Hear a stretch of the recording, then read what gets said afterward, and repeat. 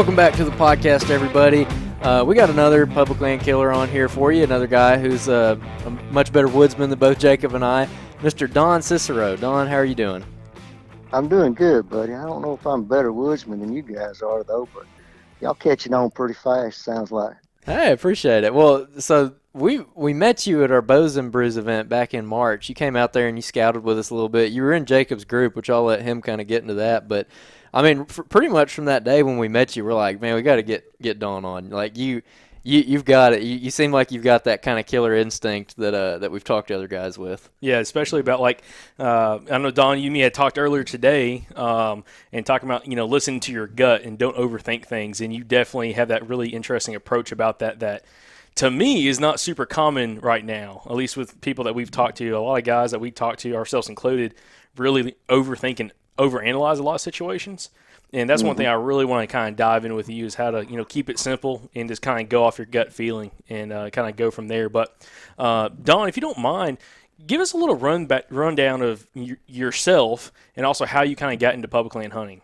Well, first off, I want to thank y'all for doing the Bows and Brews thing. I enjoyed that, and I appreciate everything that y'all are doing to promote hunting and public land hunting, especially because I feel like if we don't promote the public land deal, then we're eventually just going to lose that opportunity down the road. As many WMAs as we've lost in the past, this is really a step forward for you guys, and I commend you on that. Thank you. You're welcome. And as far as me, I grew up hunting. My dad hunted, and we hunted wildlife management areas. It's about the only thing you could hunt back then. And of course, when he grew up, there wasn't very many deer to hunt, and he was actually a part of the trap and release programs, helping out some of the game managers, especially at the Wolf Creek management area. A gentleman called Fletcher Johnson that used to be the local biologist of that area. And so he learned a little bit about deer hunting by helping those guys and talking with them, and he passed a lot of that on to me. But back then, wildlife management areas, when they first started, they were very, very popular, way overhunted, in my opinion, compared to today. I mean, I can remember sitting in a line full of cars for an hour just to get through the checking station so we could run to our spot and hunt. And 9 times out of 10, somebody's already parked there, so you just had to basically jump from one place to the other and wing it. One of the things my daddy always liked doing was pushing bucks out of their bed areas. And he was strictly about going straight into the buck's bed area, locating, finding the buck, jumping them, try to see which direction that they're going to run. And then he would come back later and try to hunt the escape routes and set up a game plan to push that deer past him and shoot it. And that was one of his favorite tactics. Pretty simple, to the point. Go jump the deer. I was usually the dog, so he'd tell me not to bark, of course. Sneak in there really, really quiet and just get the buck up on his feet, not just go in there and blast him out. And sometimes he'd turn around and do it for me. So that was one tactic we used. We also loved dog hunting growing up. We were in a couple of different clubs and just loving to listen to the beagles, chase deer. But what got me started in public land was my dad. I killed my first buck deer on public land. Back then you couldn't even hunt does. It was illegal, so I had to wait for a buck. I think the first buck that I shot and lost, I was 9 years old. I shot it at Scott management area, and we blood trailed a long ways. I shot it with a 410 slug gun, and don't know really where I hit the deer. I guess the gun didn't have sights on it, so I'm just kind of pointing and aiming. It's a pretty close shot. Knocked the deer down, but lost it. First deer I killed was at Oak Muggy management area, small rack, 6-point, maybe 110 class rack. And he literally just run. We were sitting in the deer's bed. We got up that morning, and Daddy knew this little buck was bedding, and we walked in there right at daybreak and actually bumped into the deer, and the deer ran off. And he said, we'll sit down right here in the deer's bed. He'll come back. And sure enough, all the other deer hunters stomping around in the woods. We heard a few gunshots. Next thing you know, the little buck comes popping up over the hill, and he's headed right straight to us like a beeline, trying to get back to his hide and get away from all the hunters. And yeah, I probably made a 10-foot shot on the deer, turned a backflip, and he landed dead in the tracks. I ain't never in my life seen a man so happy as what he was. I thought he was going to break my back, give me a bear hug, but that got me hooked right there on deer hunting, and I've been hooked ever since. I would say so. So you just said something, and I did not know that about You you. said all kinds of stuff that got me fired up. There is a lot of stuff right there that we are about to dive off the deep end in. And a lot of people listen to the show. Don, what you were just talking about, like going in, bumping a buck out of his bed, seeing where he's bedded, and then coming back and hunting his exit trails or just hunting close to the bed, is a tactic that's actually extremely popular now, or more people are talking about that, and a lot of people call it a bump and dump. And that's you're the first person. I was just thinking about this a couple days ago. I didn't know this about you, and this is the first time I've heard of somebody in the Southeast actually doing this and having success with it, which is extremely fascinating. How did your dad learn to do that? Honestly, I have no idea how he learned. I guess just chasing deer. He's tried some crazy things before. I've seen him take a area that when we would bow hunt together, and there'd be a deer over there just away from him he couldn't get a shot at, and he said, I'm sick and tired of these deer being out of bow range, and he'd spend all day building a barricade and funneling these deer with dragging sticks and limbs, and he'd spend all day doing that. Of course, it didn't work for a while because, you know, the deer obviously don't like disturbances in the woods like that. But by the following year, the deer had done got pretty much accustomed to traveling in between all that stuff and funneling them. And he killed a deer out of that stand every single year after that on opening day of bow season. It was usually a doe, but, you know, he said, I'm going to kill a deer on opening day. I'll see you later. I said, all right, I know where you're going. He got his stand set up. And that was on some Army Corps of Engineers properties. That's where he did this. We killed a lot of deer off Army Corps land, lots of deer down there. So it was just some fun times. Wasn't really horn hunting when we go down there, but we did see some really nice bucks down there. One particular time, he and I was hunting together, and we're hunting in a bed area, lots of deer bedding in this one thicket, and we're within sight of each other. And I'm watching these two little old spike bucks sparring, and he can't see the deer that I'm looking at, and I can't see deer that he's looking at because it's just that thick. But we can see each other through the trees. And he grunts at me, trying to get my attention. He's pointing really hard, and I'm like, "Yeah, I see him." And he's like making a motion, draw your bow back, stand up, draw your bow back. And I'm shaking my head, no, I don't want to shoot him. And he's very insistent. He grunts again. He's like, stand up, shoot. I'm like, are you kidding? Okay, I don't know, maybe he's ready to go. So I stand up, I shoot one of the spikes. Well, he yells at me, what are you doing? I said, I'm shooting a deer, like you said. No, not that deer, the big one. He's heading your way. And of course, I spooked him and blew it. And it was a 10-point with a drop tine on one side that we'd been after, and he was apparently headed straight to me, and I didn't even know the deer was there. Of course, he could see something I didn't. So after then, we decided, you know what? It'd be a good idea if we had walkie-talkies. Maybe that would help. And, of course, he hates walkie-talkies. Never would talk on them, so I couldn't get him into that. So, Don, I want to talk a little bit about kind of, some of your first experiences hunting with your dad when, you kind of saw him use the tactics of trying to go in and locate that buck bed and bumping them out. Do you have any specific other hunts that you can talk about, kind of maybe where you were a part of something like that, and kind of explain maybe what he was looking for to find that deer to bump it and what he was trying to set up on after the fact? We had a buck at Bankhead we were after. He was a really big buck. We actually walked up on this deer the very first time we were scouting the property, trying to locate an Area 2 hunt. And so we kind of teamed up on him. He took one side of the thicket, I took the other side of the thicket, and we actually just stalk hunt. We don't really just go in and try to blow a deer out. We literally try to see if we can spot the deer, sneak up on it, which is almost impossible with a mature buck like that. But that's the way we work an area. And I jumped him, and the buck come running out the other side, and a doe was with him, and the doe ran over my dad, knocked him down. And I heard a big thump and yell, and I thought, what in the world's that noise? I go around the other side, and he's got a bruised hip where this deer just run smack dab over him.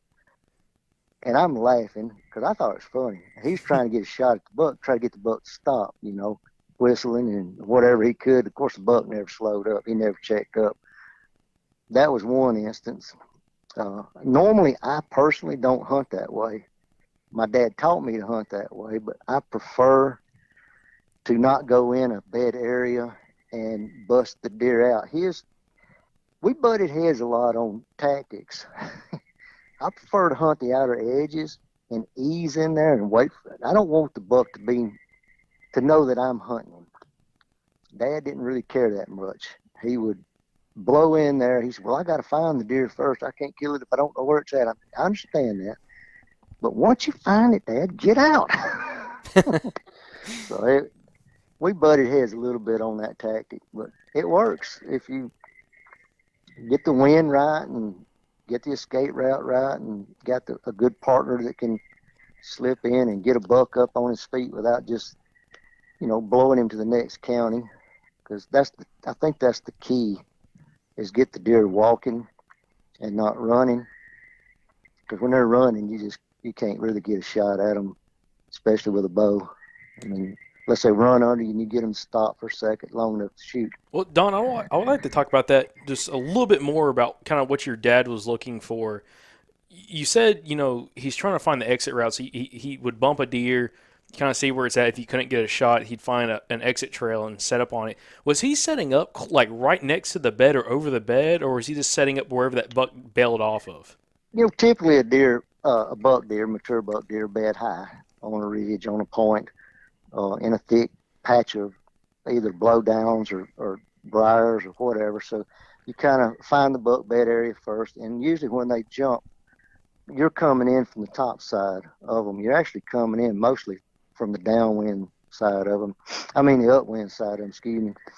So you're kind of expecting them to smell you first and get up and move. But if they don't smell you, if you come at a crosswind to them, sometimes you can get really close. I've gotten within 10, 12 feet of a deer, didn't see the deer laying there, and it jump up and they run out there and stop and turn around. They didn't really like, what in the crap? Where'd you come from? So they'll stand there and maybe snort a little bit, and then they start easing off. You just stand there and let them see you. Don't try to just continue blowing them out. And then when they get back, they always go downhill when they run away from you if you're coming in over the top.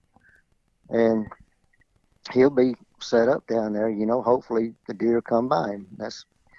He finds the escape routes by actually walking. Once he jumps the deer, he'll follow the deer and try to figure out exactly where the deer run. They don't always run the same direction every time, but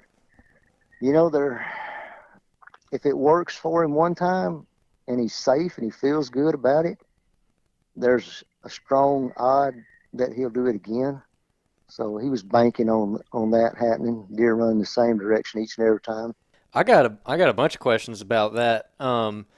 When it comes to where you're typically finding bucks, to kick them up, like where they're bedding.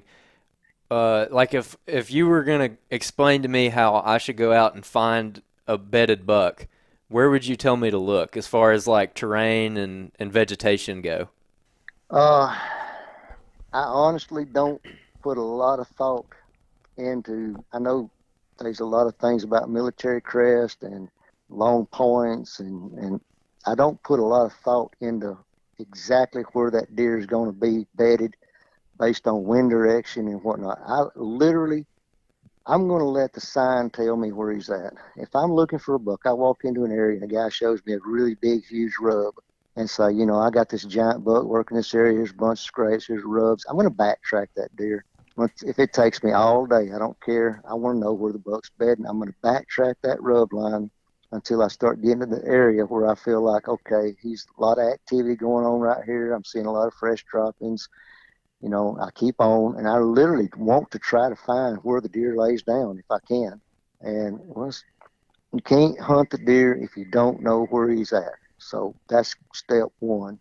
You can assume he's in there, and a lot of times I do. Well, once I get to a certain point, I'm like, I don't want to push my luck any further. I know he's bedded right here. The sign's telling me that he's bedded right here. Let's back off and try to hunt the edges, and I'll try my best to set up. I might set up one or two sits just to observe. I've done that in the past where I would early season. You asked me about early season one time. The bucks are bedding kind of on a little finger knob, dropping off into a holler, feeding on acres at night. They didn't get up. Still, even early season, they didn't get up until the last 20, 30 minutes of daybreak or daylight. But there was a little stage area, cluster of rubs. I backtracked it up that cluster of rubs. I see like 15, 20 rubs in one little old bitty hump. I'm like, these bachelor group bucks are staying right here a lot. They've got their antlers velvet off and they're rubbing these trees. They're holding up here till it gets dark before they go into the oak woods and start feeding on acorns. So that's where I set up. I set up about 40 yards off of it because I didn't know exactly which direction they'd come from. So I seen them walking in there, watched them spark, got dark. They went on down there as soon as they were out of hearing distance. I snuck out the back door, went in the next day and shot one. And you said, well, that was pretty easy. It don't always work that way, but actually it turned out pretty easy that day. He come down through there, right before dark, and I shot a pretty nice 9-point. I think he went about 20 yards and fell over. Mm-hmm. That would be an early season tactic, trying to locate bachelor. But I've seen them bed in the bottom of a hollow. I've seen them bed on top of ridges. I've seen them bed on little flats 100 yards up from the bottom of the holler, about midways between the half.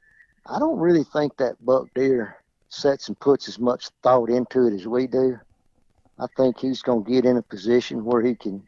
I'm looking for a thick cluster of brush that buck feels secure in, and he can see you coming. Maybe you can't get to him without going through a bunch of thick stuff, and he's going to hear you or smell you first, or maybe he can see you walking through the bottom, coming up from the bottom. I like to walk creek bottoms a lot early season, look for the creek crossings, and then go from there and try to locate where the bucks are. And that's just a simple tactic I use a lot. And if I see the food trees and there's a lot of rubs around that food tree and bigger droppings, then, I know there's a buck feeding on that tree. So I'll set up, park my stand right there. Of course, that don't mean the does won't come in and feed under the same tree, because I've sat under trees like that with 10 or 12 rubs all around a white oak, just fresh rubs. And all I get is does coming through there. I'm like, well, okay, the bucks is coming here sooner or later. Maybe I'm 100 yards or 200 yards away from where I need to be. So I need to move, locate, and get closer to where the buck's going to be coming from.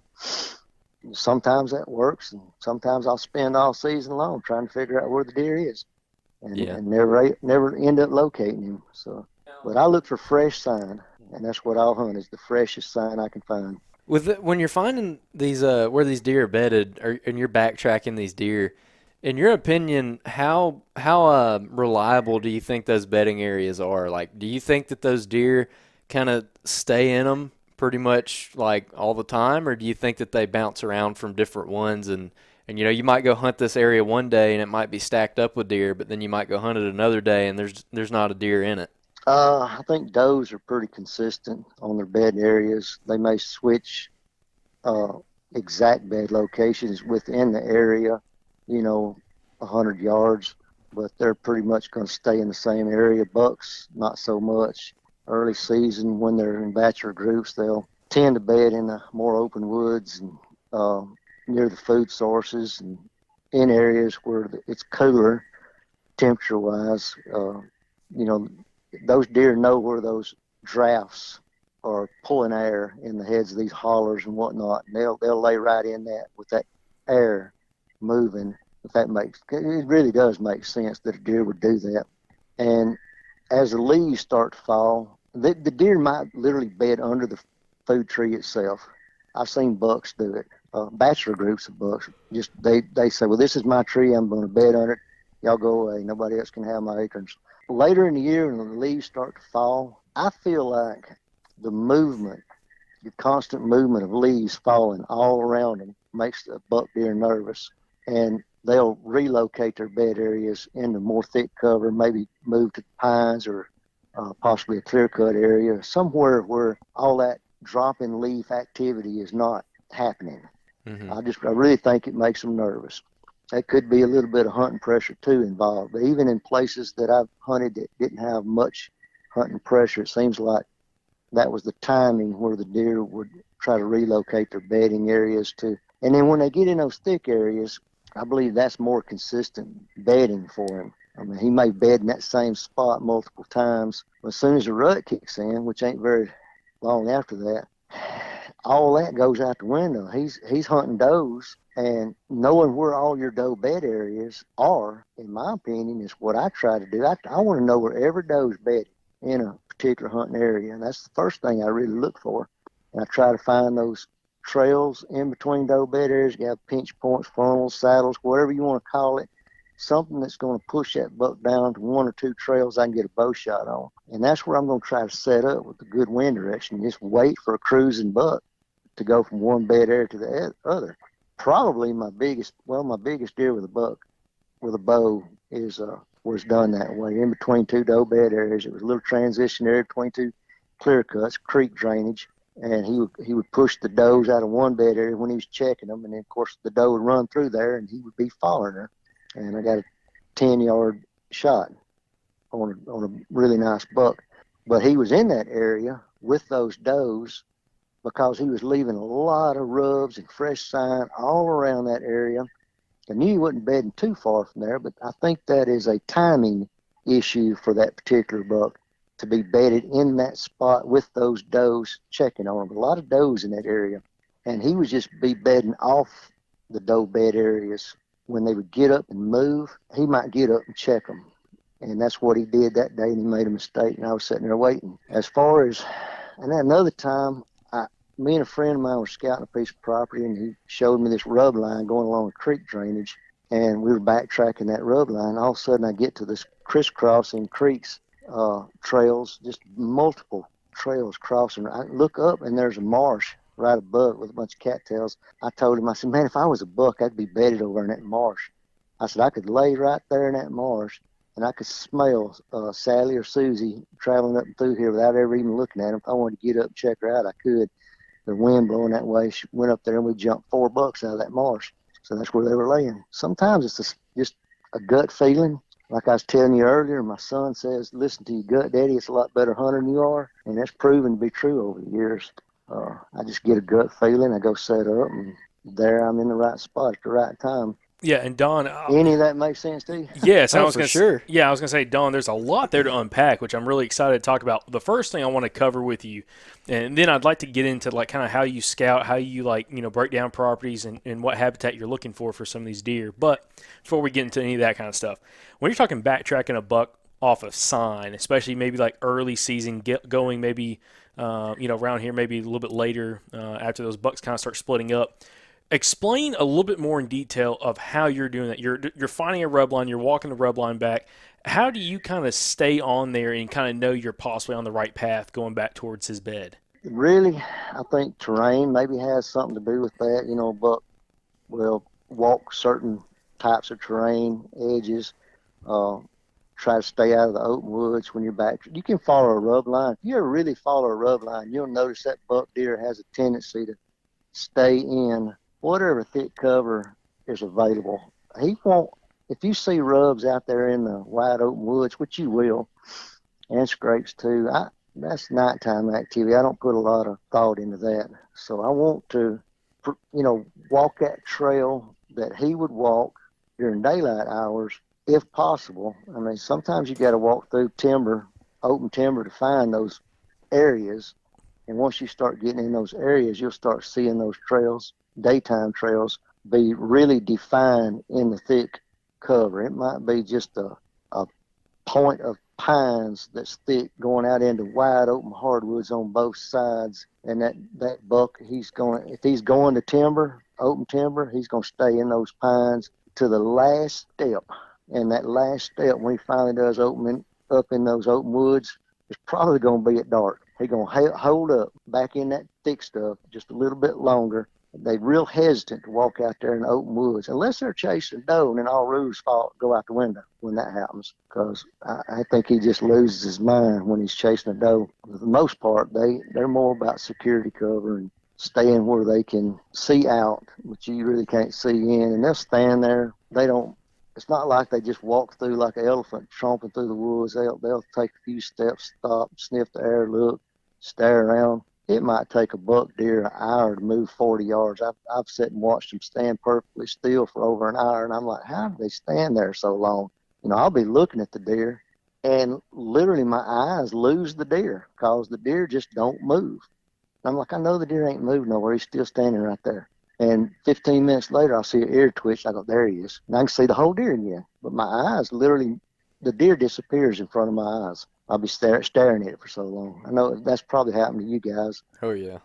They're slick. They're like a ghost walking through the woods sometimes. And then sometimes they act like they come. I've heard them come through the woods so loud, thick woods, It sound. I would think it'd be a person carrying a big tree stand on their back, clanging brush. They just plowing their way through that thick stuff, and their antlers hitting branches. And you think, well, how in the world can they walk so loud and be so quiet at the same time? And Don, a question I had when it comes like your backtracking deer, you kind of explained how terrain also can play a factor in funneling that deer and kind of staying on his trail. But how do you know if it's a mature buck? Because I do know that from talking to you, you seem like the kind of guy you're trying to target that older age class deer in these areas and trying to find the best deer you can try to get on. But what tells you that it's a big deer that you're trying to backtrack? I look for big rubs, tall rubs on the tree. I know small deer will rub a big tree, but a small deer won't make a rub chin high on a tree. So it takes a pretty good sized buck to get that height.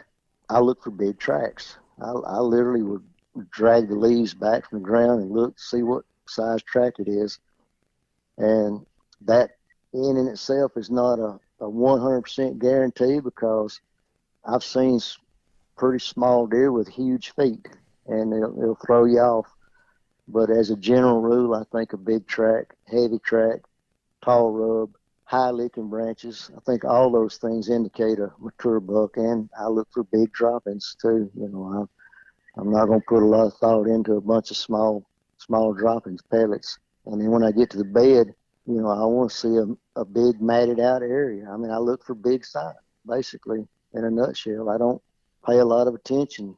I know a big buck will rub a small sapling, but most of the time when they're laying their sign, they're hitting bigger trees and laying bigger sign than the rest of the deer in that area. Pretty cut and dry. I don't put a lot of thought into, anything else. Well, John, let me ask you this.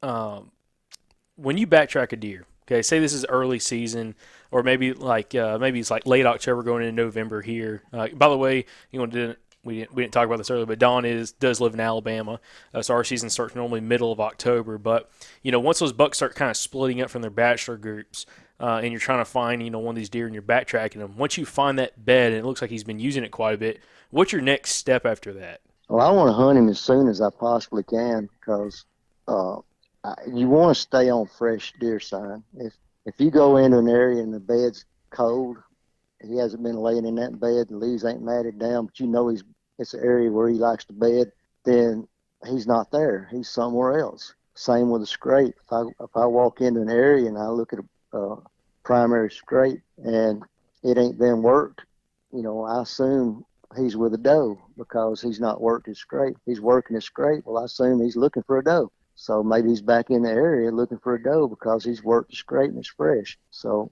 I instantly change. If he's working a scrape really hard during a rut and I know the location he's bedding, I'm going to hunt close to his bed area and try to catch him going in and out of it. If that scrape is cold and it ain't been worked, I'm going to assume he's with a doe, and I'm going to go to the nearest doe bed areas I can find and hunt close to the does.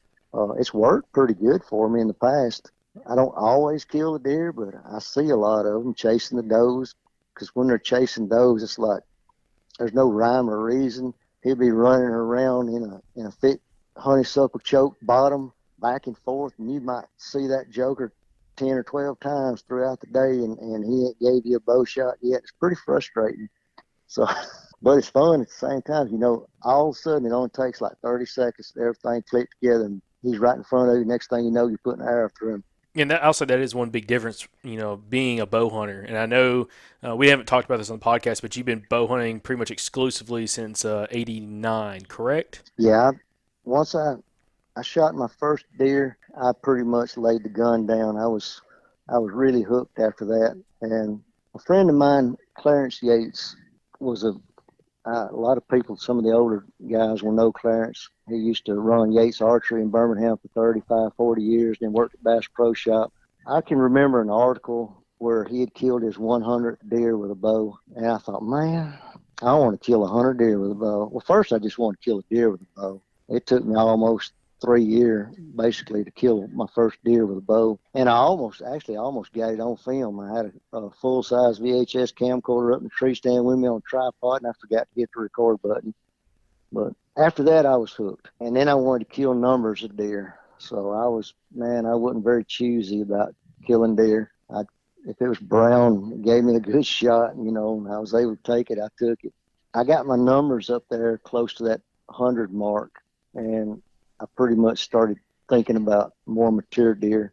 I said, I'm going to back off on just killing deer. I'm going to start focusing on more mature bucks. I'd never killed a really nice rat buck with my bow. So once I did that, it's like things shifted gears for me. And I realized, I'm hunting a different animal now. These are not deer.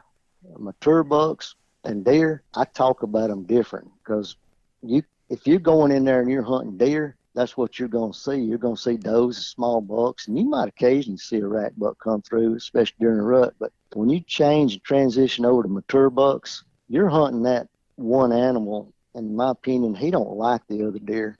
He just wants to be by himself, left alone. Sometimes they'll get in a tight, choked bottom or thicket that you just think a deer couldn't even live in there, and that's where he's piled up laying, and you can't get to him for love or money to try to hunt him. And he's very peculiar about coming out during daylight hours. He just ain't hardly gonna do it. So you got to really get in there close to him if you ever expect to see that deer. Sometimes I can hear them when they get out of their bed. That's how close I am to them, and I don't care if it takes me an hour and a half to sneak in there and get up in my stand. That's how long it takes, then that's how long it takes, because I'm only going to be trying to hunt that last 30, 40 minutes of daylight. That's when I expect to see him, if I expect to see him at all. Or I tried for years to go in there and beat them in their bed areas, get in there an hour and a half before daylight and be literally sitting right there in their bed area itself, close to where they lay down within bow shot range. And I got busted so many times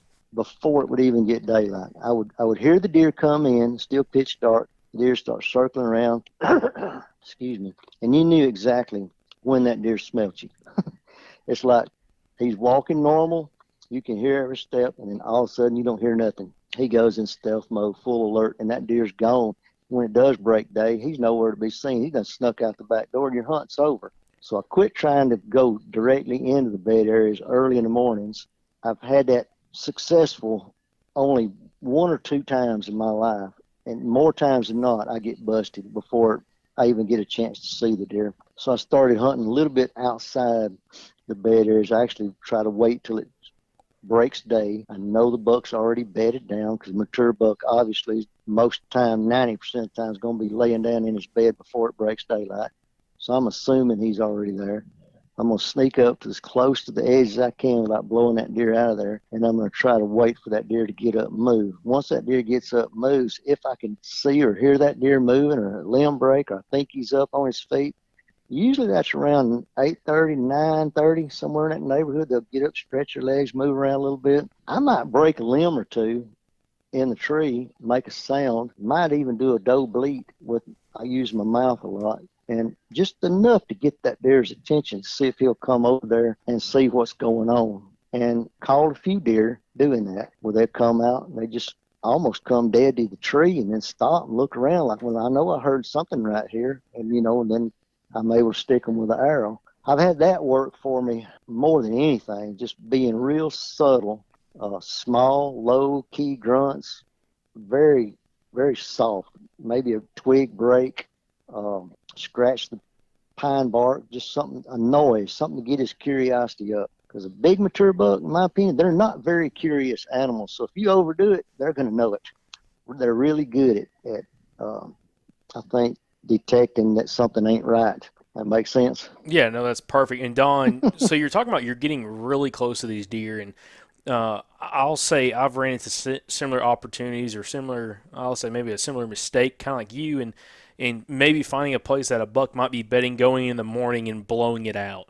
And we've talked about this topic with a buddy of ours, Josh Driver, who's been on the show a couple times, and he talks about he hates hunting a mature deer in the mornings like that because you don't know what direction they're always going to be coming from, especially down here in the southeast where, we're not hunting ag. There's not always a big destination food source, even if it's a big, river bottom or flat, hardwood flat, oak flat. He could be coming from any direction from that. So it's hard to get positioned early without that buck slipping up on you and possibly smelling you. And it seems like that's what you ran into as well, especially hunting around that thick cover. But you're talking about like sneaking in real quietly and getting up in a tree. And I've got to ask first one thing, what stand do you use? Do you use a climber or do you use a lock-on? What do you use? I use a lock-on and a climber. It depends on where I'm hunting. I use a lone wolf climber the majority of the time if I'm hunting on public lands. If I'm able to hunt private lands where the landowner don't mind me drilling a tree, I've got a woodpecker drill set that I can walk up and drill several trees for that matter. And then when I go in there to hunt, all I got to do is just stick my bolts in the hole and literally climb up the tree. I don't make any noise at all. Put my lock on, strap it on, sit there. I have a lone wolf with sticks, lock on and sticks. I've used it a few times, but I haven't gotten the knack for it yet. To me, it takes too long. I end up playing the sticks together.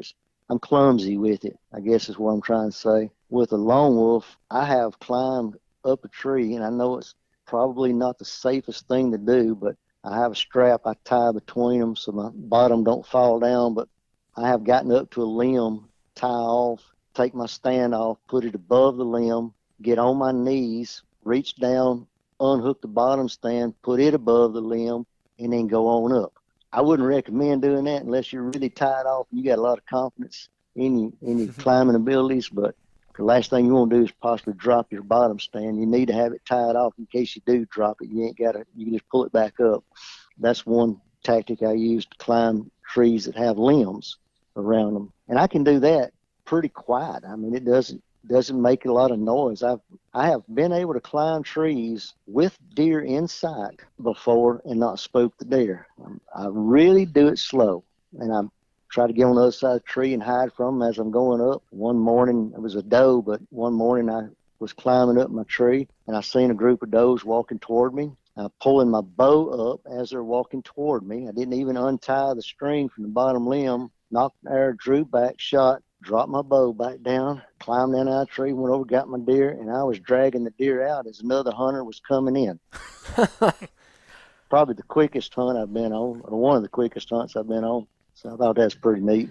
Now, I've got a question kind of going back. I was wondering what your setups were and how you were staying quiet, but explain, how do you close the distance? You find that buck where he's bedded, okay? We kind of got that situated, and I want to go into a little more details about the actual bedding areas and kind of what you're finding. You were talking about, they're in different thickets and stuff, but I'll ask that in a minute. But you find where he's located. You find where he's comfortable at, where he's bedding, and you kind of find that exit trail that he's coming towards whatever in the evening, whatever food source that is, or between the doe bedding areas. Mm-hmm. Let me ask you this, when he's bedding there, from the beds you found and the bucks that you've hunted like this, are they bedded right on the edge of that stuff? Are they, 15, 20 yards inside that thick cover? Or are they like 50, 60, 80 yards inside the thick cover? One buck I hunted was on a flat top ridge that probably had 200 yards worth of briars and brambles in amongst pine thicket, a lot of honeysuckle, and just a major doe bed area. Does would bed all over the place, but this joker would bed right smack dab in the middle of all that. And in my opinion, what I thought is he was using all those does to his advantage by bedding in the middle. If anything come through there, then does would pretty much let him know that there's something there. That was that bedding setup. Another buck that I found literally bedded on one of the steepest, stinking little ridges he could find. He'd cross the creek, go straight up at, I mean, they got four-wheel drive. They don't have no trouble going up and down the hills like we do. And he climbed right up that hill, and it was so thick, he would just literally push his antlers through the brush to go into the edge of a clear cut to lay down. He wouldn't be 20, 30 feet in the clear cut, close to the edge. But it was so thick, you would just see him pushing the stuff through to get over there to bed down. I watched a group of deer in the middle of a clear cut one time. I followed a trail, and it come to a wall. The trail just ended. It doesn't go nowhere. It's just nothing but honeysuckle, greenbrier, head high. I'm like, where did it go? Well, I didn't know what in the world was going on. I said, deer, what did they do? Just turn around, walk back the other way? No. I watched these deer come down through there, and right before they got to that wall of thick stuff, they took off running and jumped over it. I thought, well, how about that? I thought that was pretty cool. So I set up on the other side on a chair in the middle of a clear cut that's probably, I don't know, some of the pines are 10 foot high, 12 foot high above my head. And I had one little lane opening about 10 yards, but I could hear them coming because when they made that jump over that stuff, they made a lot of racket. And I said, well, I'll just wait, and when they jump over that mess, I'll get ready, I'll draw back, and I'll wait, and I'll get the shot off. And, I managed to get a shot off on a deer doing that, probably about a 15-yard shot. Another buck, I've seen them bed smack dab in the bottom of a hollow in a honeysuckle thicket that for some reason or another, there's just, a thick patch of honeysuckles and briars or cane brakes, anything thick like that, that's just matted up, growed up in a bottom. And what the buck, I figure he's doing is he's laying there, and all the ridges around him are high ridges, and the ridges are open. So anything coming to him has to come up that bottom. They're going to make a lot of noise because it's so thick. Anything coming off them high ridges to drop off in that bottom, he's going to spot them. They stick out like a sore thumb. You're not going to get to him. One of the biggest bucks I know of right now, and I'm still trying to hunt this joker, he's bedded right smack dab in a bottom next to a pond where it's just ridiculously trying to get to this deer to be able to hunt him. And so far, he's just not cooperating. I don't know. I got a script, but he's not reading it. You know what I mean? Mm-hmm. Oh, yeah. So I can't, where a buck deer beds down. One time I had a little bitty small clear cut on the end of a knob, maybe 50 yards away from a creek. The terrain is pretty much just rolling hills and hollers. And on the other side of that creek, less than 100 yards from this thick patch, was a house trailer and a bunch of kids there.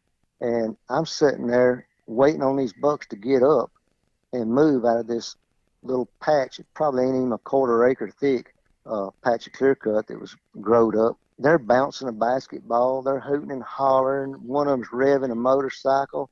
They're burning rubber. Just ridiculous loud music. I'm an idiot, man. Why am I sitting here? And right before dark, they all went in the trailer. Some of them left. It wasn't quite 10 minutes. And these two mature bucks get up and they start walking right my way. And unfortunately, I cut hair off the top of one of them's back and missed. But, that was kind of a crazy setup.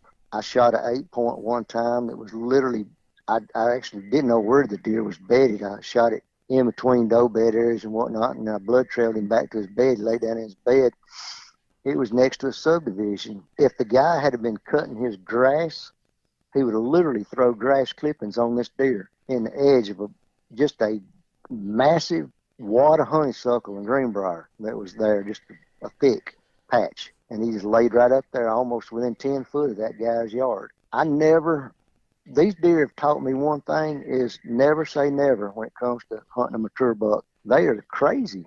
They find these places where nobody bothers them, and you would think it would be way out in the remote woods somewhere, and sometimes it is, but it ain't always the case. Sometimes they're just, if you leave them alone, they'll live in your backyard or right on the side of a road.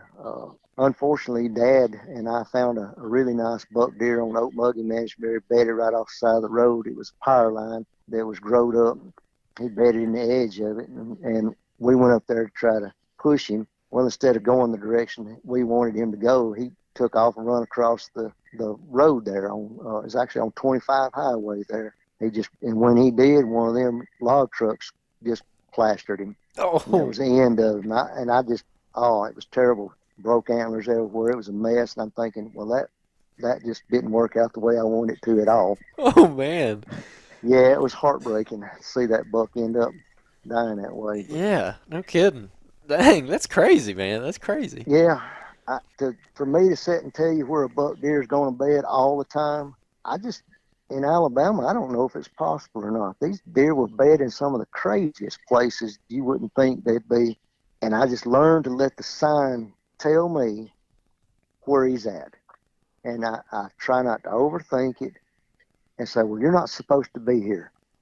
Because if that's where he wants to be, then that's where he's going to be. And if you're looking for him somewhere else because you think that's not where he's supposed to be, then you're cutting yourself short, and you're going to miss out on some deer that these overlooked places that people keep talking about. Deer maybe in the overlooked place, and it ain't the place you think it's supposed to be. I just let the sign tell me where they're at.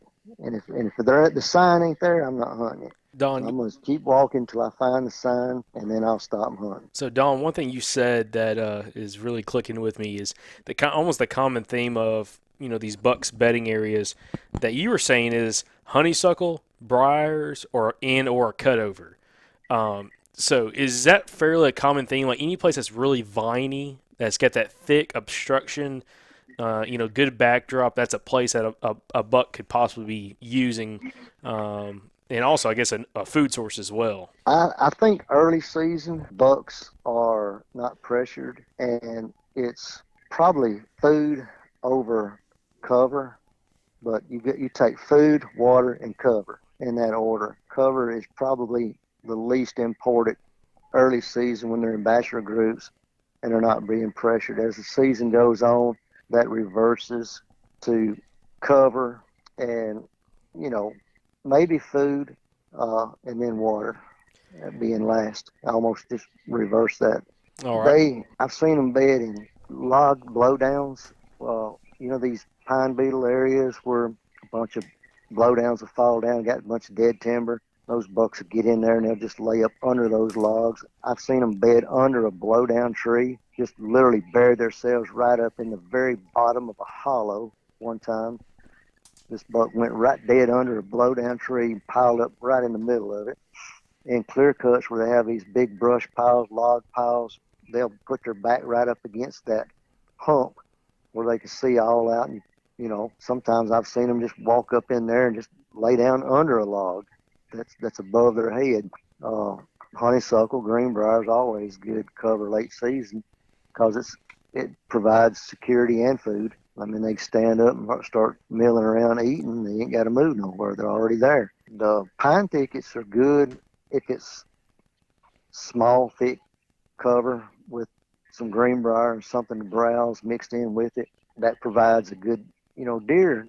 If you ever get down on one knee and look, that's what you're looking at with a deer's level. When you get above it and stand above that, you're not looking at a deer's level no more. So I'll get down on a knee and kind of look and try to picture myself. This is what the deer's seeing. You might get up in a tree and you might be able to see 40, 50, 60 yards, but when you get down on the ground, you get down on one knee, that's what the deer's looking at. So that in itself can be deceiving when you say thick cover. People can't say, well, you can't see over 30 yards, 40 yards. Get up in a tree, you might be able to see 80 yards. Get down on the ground, you can't see 15, 20 yards. That's some of the areas I look for. And I've seen them bed up against a rock bluff when you got areas that has a lot of cliffs. One buck at Bankhead was actually bedding under an overhang. And, I could jump him, but I could sit there and wait on him to move, and the joker just wouldn't move during daylight hours. I said, I'm going to make you move. I know you're still there, so I go in, I jump and just see if he's still there. And he'd run off and make the same track. I should have got 2 people in there and killed that deer. That's what I should have done, but he still, I guess he died of old age. I didn't ever kill him. Somebody got him maybe. Don, one thing you said earlier was, and this is kind of backing up, but still on the same topic of what we're talking about now with the beds, was the aspect of like really sneaking in close and getting close to him while he's in his bed, in his bedding area in the evenings. What do you do that lasts 150 yards or 100 yards when you're trying to ease into the spot you're trying to climb up in a tree? What are you doing at that point to stay quiet? Are you taking just an unbelievable amount of time of being quiet? Are you slipping your boots off? Because Andrew talked about doing that a couple episodes ago. What are you doing to stay quiet while you're trying to ease up to that tree you're going to climb? I try to pre-cut me a small trail if I can, just clip, just limbs. I don't cut a big wide path. I try to have a route pre-planned and up to a point where I can get within distance of the deer. And then I'll get my binos out and I'll look for the deer if I can and try to spot that deer on the ground. If I can spot that deer on the ground, odds are I can get close enough to him. If the wind don't shift, that's the ticket. Because here in Alabama, the wind sucks. I'm not going to lie about it. And I've got busted more times because the bucks smell me before I get close enough to get a shot. I've never killed a buck deer in its bed. The closest I got, and I got it on video, one of them videos I snuck up to the buck, and he heard me. I'm within 20 yards of the buck. He's bedded behind a log, a blowed down tree. He's just on the other side of it. I can see the tips of his antlers over there. And he heard me. I don't know what I did. I made a little bit too much noise. There were squirrels all in the area. It was on the edge of a really thick hardwood area, but I got squirrels making noise. So I'm thinking I'm pretty good. And then when he heard me, he just stood up. And that's when I turned the video camera on. You look, you just see the buck stand up out of his bed. And what he did, instead of, running or anything, he wanted to see what I was. So he went like up the hill just a little way and started to circle downwind of him. And you can see right when he got to the one opening that I had a shot at. On camera, it doesn't look like I have a shot at all. It looks like just a tangle. But I got one little bitty hole. I could squeeze that arrow through there. And he turned and looked dead at me. And that's when I let the arrow go. So that was the closest I ever come to actually sneaking up on a buck and killing them in their bed. And he was a nice 8-point, probably a 3.5-year-old buck. But I keep trying. I love to be able to sneak up on a buck, bed it down, and shoot them in their bed and get it on video. That'd be cool. Might happen one day. You never know. Yeah, that would be awesome. Now, you said how close you got to that buck. How close is too close when you're trying to get in on a deer where you know he's bedded?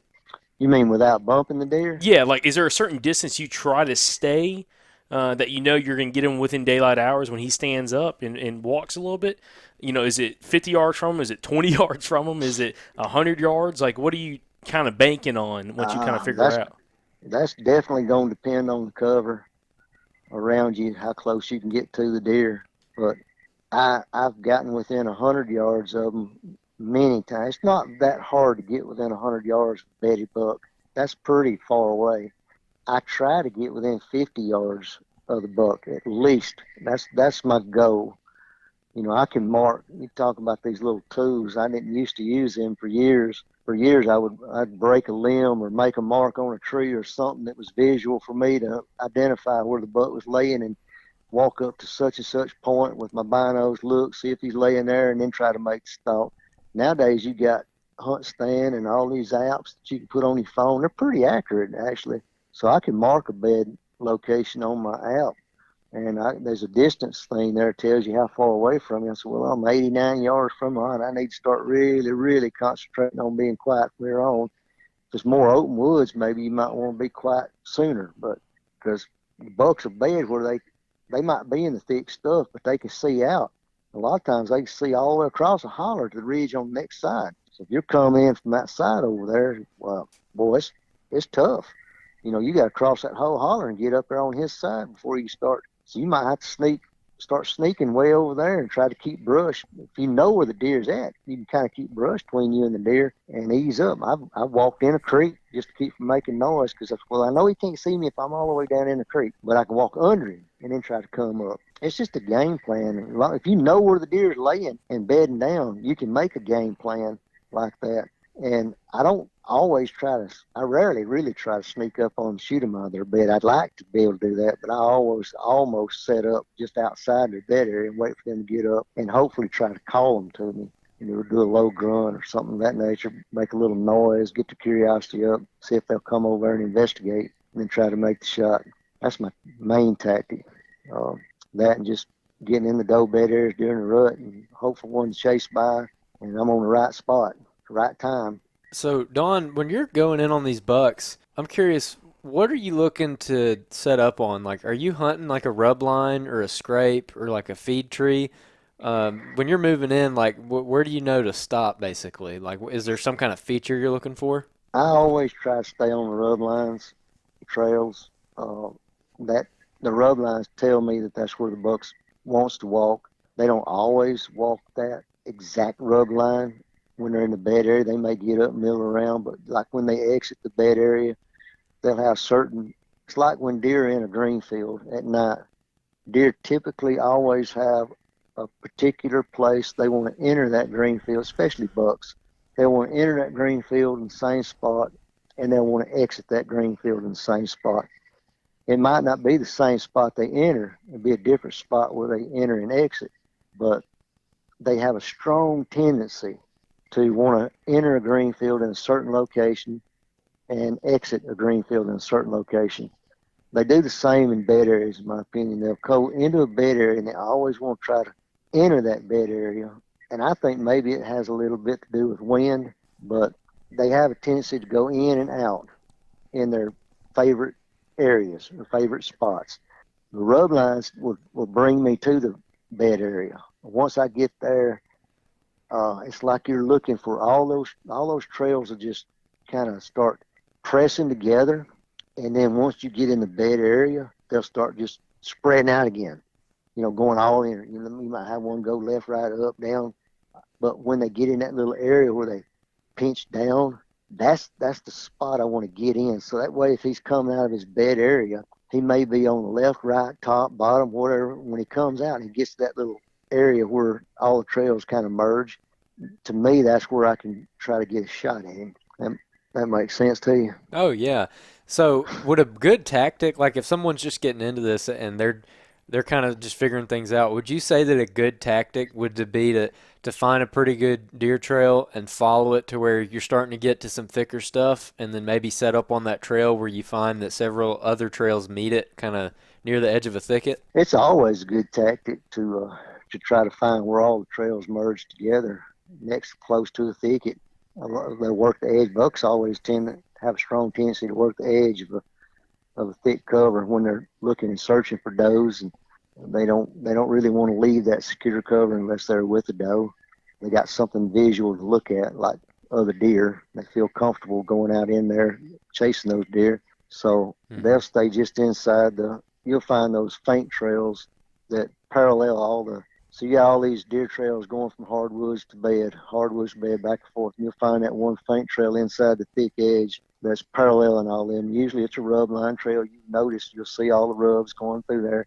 And that's the trail he's wanting to cut as many trails as he can in a short amount of time to check on does. He's not going to spend a lot of time, chasing everywhere in the world to try to find a hot doe. If he knows an area that he can cut numerous trails in a short period of time in thick cover, and I feel like that's where he's going to head to. And they have a strong tendency to cross the creek in the same spot all the time. I don't know what it is, but you find a bunch of ridges that drop off into a bottom and create a bunch of points, and down in the bottom you'll find a creek, and the bucks, when they going from one doe bed area to the other, and they'll cross that creek bottom during the rut, that's the trail they want to cross. They want to cross that creek in that spot. It might be a buck that I don't know how they know exactly where to cross that creek. That buck could be 3 miles away, but they know that land like the back of their hand. They live there all the time. So when they get to that trail, maybe it's the other deer they smell or whatever, but it's like they'll veer off a trail to cross the creek in that one spot. And I got a couple of places on Cahaba Wildlife Management that I like. I really love those creek crossings because they've been real dependable. I mean, when the bucks come off, you can see them 80 yards away, and they drop off. They're going to go to that spot across the creek. Now, Don, one thing you mentioned a minute ago that kind of grabbed our attention was your thought. You kind of breezed by something about deer using wind when they're moving. What are your thoughts on deer and the wind? Like, how do you think they might take the wind into consideration when they're moving or bedding, or do you think they take it into consideration? I think deer, a mature buck will always consider wind. I mean, that's your worst enemy is wind. And they have a strong tendency to bed in areas where the wind is to their advantage. But at the same time, that's not always the case. Sometimes they can use their ears just as good. Maybe the wind ain't as stable as they want it to be in that particular secure cover that they have a tendency to bed in. So they'll bed where you just can't hardly get to them without them knowing it. Maybe they'll use does to their advantage, like I spoke earlier, where they'll bed in amongst a bunch of does. I pushed a big buck out right over a buddy of mine. I jumped 8 does out of that bed area, and then here come one buck with him. So he got in there with all them does and using them does to his advantage because, I mean, that's a bunch of eyes and ears and noses you got to try to get by. And those deer are pretty hard to get to. When they get that old, and in my opinion, the bigger, the older the deer gets, the less they like being around other deer. I can't prove that, but it seems like when I find the really big bucks, they just don't want to be with the other deer unless they're chasing a doe that's in heat. They're kind of loners. I rarely ever see or find a really big buck bed where a lot of other deer are. There'll be like one buck I know of, he's bedding in the middle of a clear cut. It's not even a big clear cut as far as tall timber, but it's big enough that a deer can walk around in it, and they're hard to spot. You can be high up in a tree with binos looking out through there for an hour and never see a deer, and all of a sudden there's a deer there. Where'd that deer come from? He laid down. Or they move real slow through them clear cuts. So you're looking for a flicker of a tail or a flicker of an ear, something to catch your eye, and then all of a sudden you pick the binos up, look, and there's a deer standing there. There's a blow-down pile of trees in the middle of this clear cut, and this buck beds right there on the end of that knob in amongst all those blow. There's not another deer bed within 200 yards that I know of that particular deer bedded down. So, again, I say I really and truly just try to let the deer tell me what they're doing by watching the sign, reading it, focusing on and trying to get all this other clutter out of my head. Like, does this deer bed down on wind base? Is he strictly here for? I don't think deer are that smart that they can think all those things through. Because you could be sitting there in a tree stand a lot of times, and the wind changed 6 times during the morning.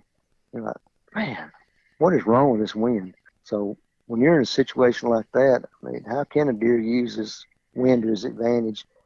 I think they do when they're traveling back and forth. They obviously, I've seen them coming through and then catch a wind, little whiff of something they don't like, and boy, they'll just lock up right there, and they'll lick that nose and stick that nose up in there and lick that nose. And he just won't hardly move again until he's satisfied that what he smelt was either false information or correct information. And when he does move, if it's correct, he figures it out.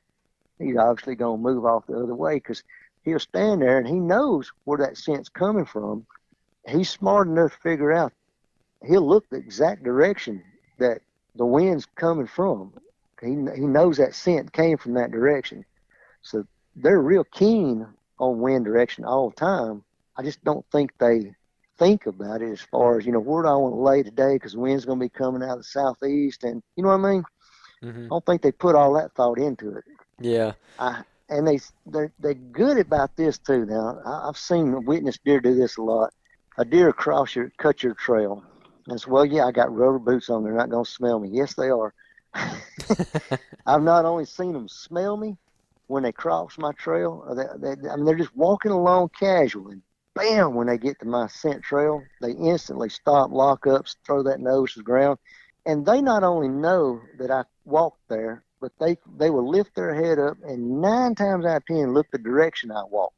I mean, they not only know I walked there, but they know which direction I walked instantly. And they'll be looking for me that direction. That's something I try to stay off deer trails, uh, work around them up to the point where I want to ambush the deer and kill it. And I try not to even cross a trail if I can.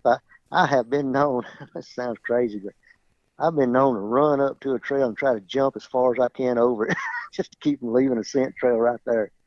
If I can get 3 or 4 feet from one side to the other trail, if I can jump 6 foot across it, then there's a good chance they won't catch my scent.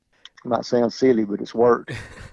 Don, I've got a question. How much do you scout much during the summer? Do you put any value in summer scouting? When used to, I did. Used to, I'd be out there sweating bullets with chiggers and ticks crawling all over me, trying to keep the bug spray saturated. But as years go by, I just don't do that anymore. If I'm going to scout an area, what I'm going to do is I'm going to look at a map or satellite imagery and pick a location out, maybe drive the roads, try to cut the tracks. I might get out and walk the roads. I do a lot of walking on roads and see which tracks are going which direction. I like to get out there after a rain, find the fresh tracks, and that I'll do.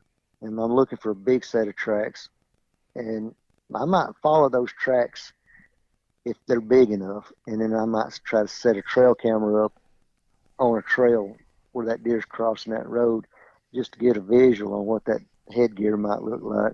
Hey, I don't get out there and stomp the woods much, though. Okay, let's jump into that because actually, me and Michael Pike just ran into that, running some roads right after some rain and found some really cool things in between 2 hours of time frame. 2 hour time frame.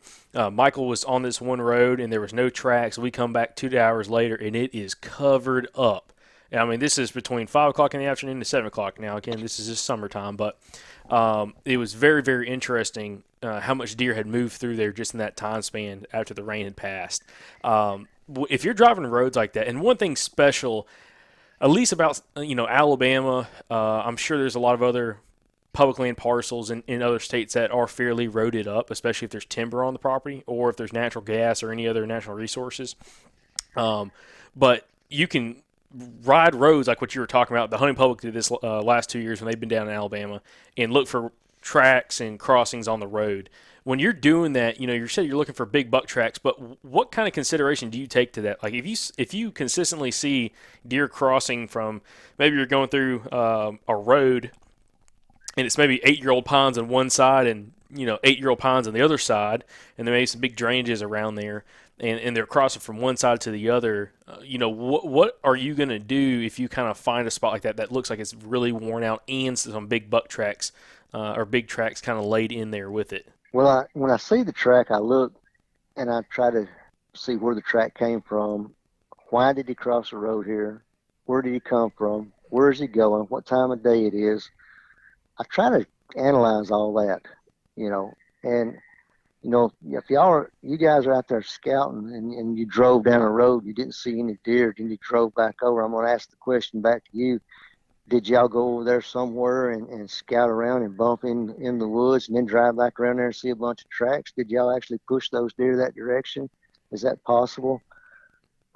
Maybe y'all got in there and those deer knew you were there. Sometimes they'll relocate an area just from traffic going up and down the road. It depends on how spooky those deer are in that area. So I'm gonna ask that question back to you. Do y'all think y'all may have pushed all those deer over there when y'all were scouting on the other side? No, because we were about 3 miles from that spot. Okay. Now, not saying there could have been someone over there scouting and walking in the woods. I mean, who knows? But it was on a weekday for sure. Well, then they're obviously getting up and stretching their legs a little bit. After a rain, they want to dry off and shake off and go find some food. Maybe this time of year, there's literally food everywhere in the woods. I mean, a deer doesn't have to go anywhere to find food.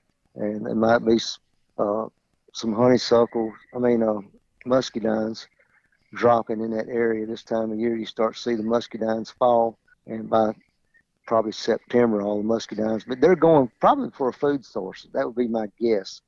They're getting up and they're hunting something food related. Well, when you cut a big set of tracks crossing a road, what gets you excited about that? Is it because they're secure cover by there?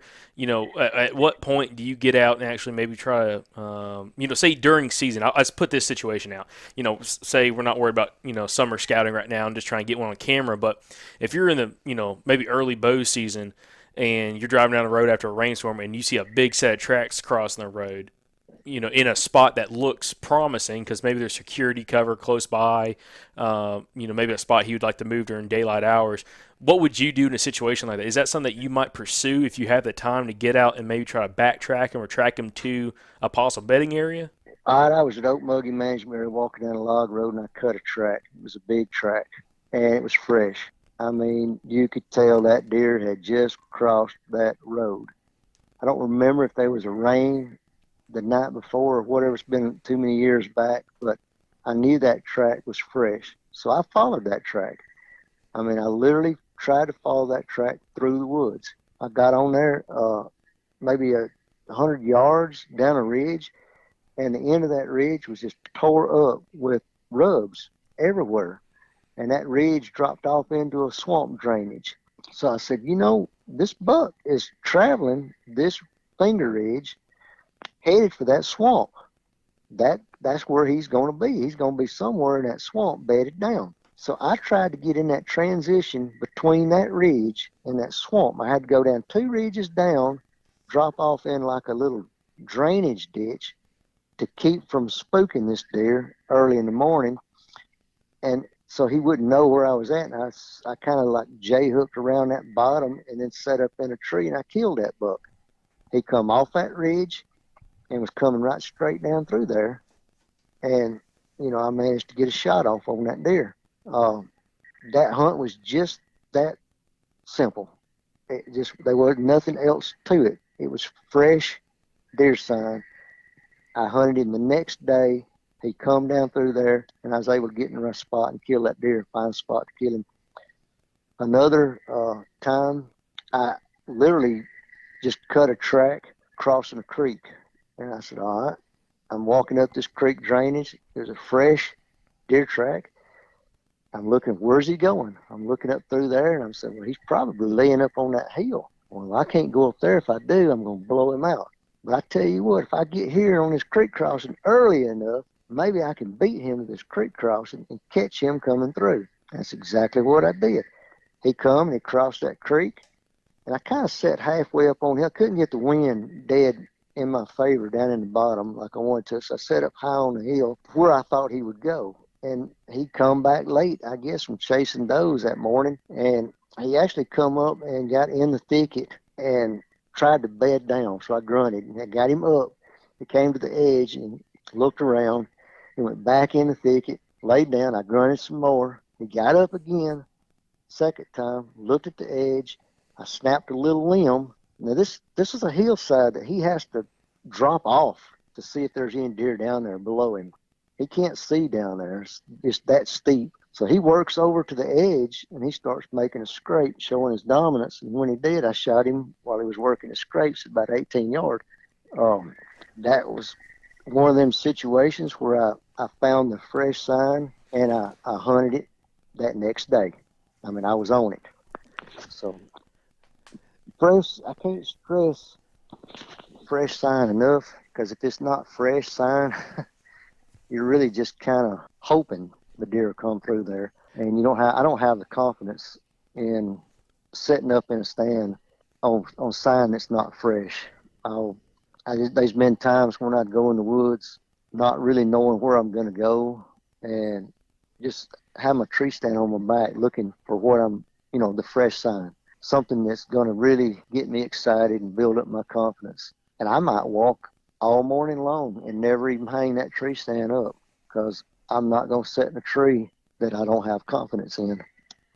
And while I'm scouting, I'm doing one of two things. I'm either eliminating property or I'm finding what I need to find to be able to hunt. So I don't consider it a wasted trip doing that. And I don't just stomp through the woods, real fast looking for sign. I literally am slip hunting as I go along, because quite a few times I've managed to shoot a deer on the ground, slip hunting with a bow. You get close enough, maybe the deer can hear you walking, and they'll get up and come and investigate to try to see what you are.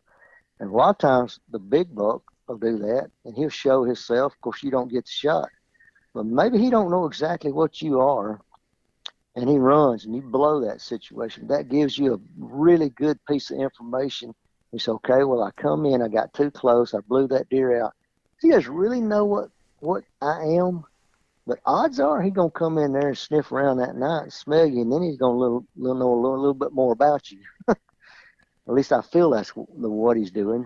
He may not. I did a little experiment one time on a buck deer. It's a 10-point with split brow tine, and I kept coming in here, and I could hear him get up and ease out of there. I knew I kept getting too close to him, and I said, well, I blew it again. So I set a trail camera up right there, and I said, well, I wonder how long it's going to take him to come smell my scent, right? Is he going to come in this night and smell where I walked? Well, it was 4 days later when he showed up. And that buck deer 4 days later literally walked over and put his nose exactly on the trail I walked and followed my footsteps, step for step, all the way up till he got to the trail camera, and then sniffed the trail camera and blew out of there. So I never underestimate a deer's nose. We can't comprehend what a deer can smell. I guarantee you that. So, I'm always thinking about wind direction, and not putting scent on the ground, and not touching brush. And if I overthink anything at all, that's what I overthink. Yeah, Try not to let the deer know I'm there. Yeah, that's something that I know we had talked about previously, is like how much you try to keep it simple, like not overthink things. And I think a lot of guys, myself included, are guilty of overthinking situations. And one thing you talked about, which was actually something I wanted to ask you, which was like ground hunting with a bow. I've done it a few times in the last couple of years and had success. Just shooting does. I've had a couple chances at bucks, but couldn't make it happen. And Michael Pike killed a really cool buck last year off the ground while hiking into a spot. Close to a cutover. And I was going to ask, what kind of experience do you have hunting off the ground? And I know you mentioned one hunt, like actually getting in the cutover in, 10-foot pines or so, and set it in a situation like that off the ground. But what other experience, if any, do you have kind of like hunting off the ground just because it was the spot you needed to be and you needed to, make that shot? I had a log road that I knew this buck was crossing, and he was crossing it right at daybreak, because I had seen him several times cross that log road. So I go in there early morning before daybreak. I'm trying to set up on this logging road where the deer wants to cross the logging road. Seems like a pretty simple hunt. I'm there, I know, 30, 40 minutes before it even thinks about breaking day. It's pitch dark. I get up there, I get quiet. I ain't made a noise going up that stand. I lean my head back on the tree, and I'm just going to close my eyes and just kind of get in the mood. And when I did that, and I got perfectly still, that buck snorted. I promise you, he wasn't 15 yards. He sounded like he was right under my tree when he snorted. And it just turned me inside out, scared me so bad. Of course, he went across that log road as he ran out. It had rained hard all night. The ground was wet. So I got down out of my tree stand after about another hour after it got daylight, good in daylight. I got down out of my tree stand, and I cut his track. And I followed his track through the woods all the way up to where he bedded down. And once I got up there, I just knew, I'm on him. He's got to be here somewhere. I'm peeling the ground back, trying to find this deer on the ground. And my head net had hung on a briar. And when it did, I tried to pull it loose so it wouldn't make no noise, and rain dropped off the briars and hit the ground. That deer stood up as soon as that happened and looked my direction, and I just froze. I'm about 18 steps from this deer. I'm like, holy crap. Right there he is. I didn't even see him. How can I not see him laying there? He gets up and he starts walking down the hill.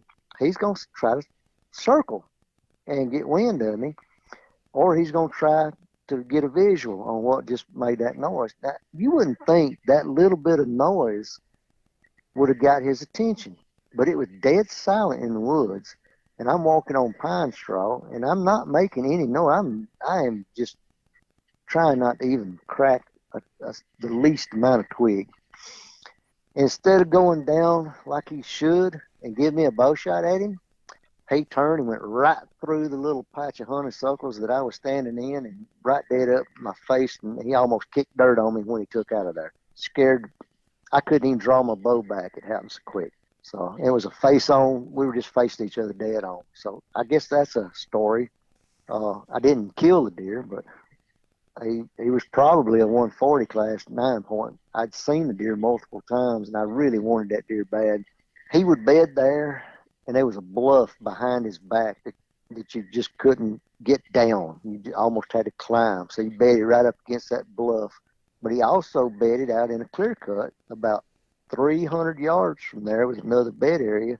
I don't know how this Coca-Cola machine got out there in the middle of this clear cut, but there was a Coca-Cola machine out there, ice box, and this deer would bed right up against that Coca-Cola machine. I could go out there and climb a tree and look with my binoculars and see him, but it's a 250-yard distance between. I could probably try to Hail Mary a bow shot out there, but my dad eventually said, you know what, I'm sick and tired of that buck getting away from us. So he shot him. He climbed up that same tree, looked over, seen the buck by the coke box and shot him. Got him with a rifle. But we chased that deer for a long time, about at least 3 years, trying to get that deer, and he just never would cooperate with me. Sometimes they win, sometimes I win. Don, I've got to ask, with you hunting public land as long as you have, how much does hunting pressure affect the way you hunt or the way, you kind of progress throughout the season? I'm going to try to stay away from areas that the majority of the people hunt, if at all possible. But if I know there's a good buck in that area because I've seen the buck sign, then I'll just try to hunt it. I'll hope that I'm smarter than the next guy, which it ain't always the case. But the hunting pressure sometimes will push a deer out of an area, but sometimes it'll make that deer lock down. If they have a certain hide that they go to, every time the hunting pressure is around, in other words, they hear the gravel popping, trucks opening, slamming doors, those deer are already in the mode to go to that hide. If you can get in that hide before they get in there, you will just be amazed sometimes at how many deer those other hunters will push into that thicket. I've had as many as 20 deer come blow by me in a really thick briar. I might not be 8 foot off the ground in a tree. I can't get no higher.